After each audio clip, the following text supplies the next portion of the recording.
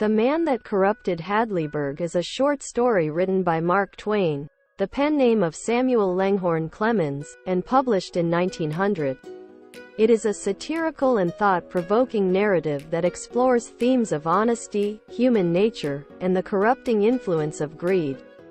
At its core, the story challenges the idea of moral superiority and exposes the fragility of integrity. The story begins in the small and seemingly virtuous town of Hadleyburg, known far and wide for its unimpeachable honesty.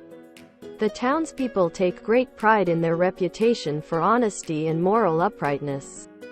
Their claim to fame rests on an incident that occurred decades earlier when a stranger was wronged by a Hadleyburg resident but was unable to seek justice. In gratitude for the kindness shown to him by a Hadleyburg man, the stranger left a bag of gold in the care of a banker with instructions to give it to the person who had helped him. The banker, however, failed to fulfill the stranger's request, and the gold remained untouched for many years. The story then introduces Mr. and Mrs. Richards, two respected and virtuous residents of Hadleyburg who are chosen to be the recipients of the stranger's gold, now grown to a substantial fortune. The couple is selected by the town's officials as the most morally upright citizens, and the gold is to be awarded to them as a testament to the town's honesty. As news of the impending fortune spreads through Hadleyburg, the town becomes consumed by excitement and anticipation.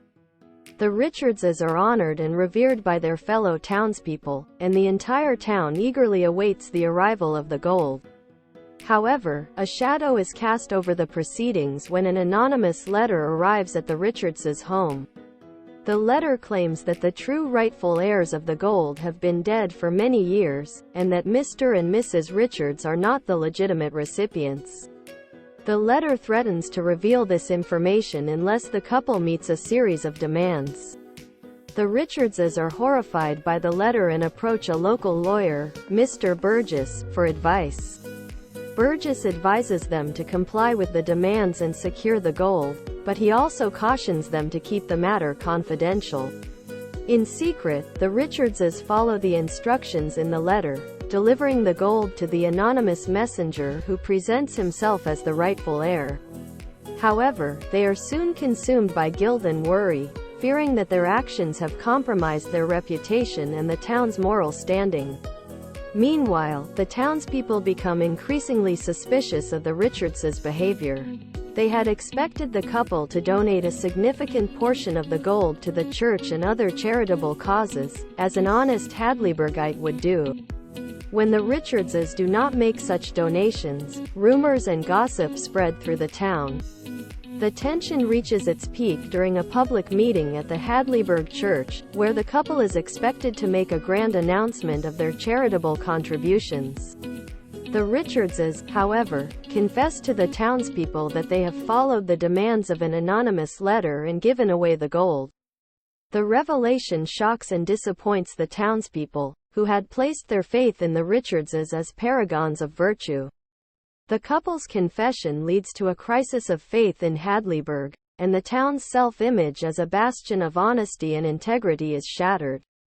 In a surprising twist, it is revealed that the letter and the anonymous messenger were part of an elaborate plan to expose the hypocrisy of Hadleyburg. The stranger who left the gold had never existed, and the scheme was masterminded by an outsider who was offended by the town's self-righteousness.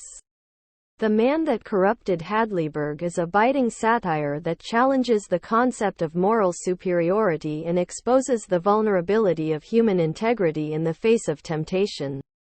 Mark Twain's wit and insight are on full display as he critiques the self-righteousness and hypocrisy of a community that prides itself on its moral rectitude. It is a thought-provoking exploration of human nature and the complexities of morality, leaving readers to ponder the fragility of virtue and the consequences of moral compromise.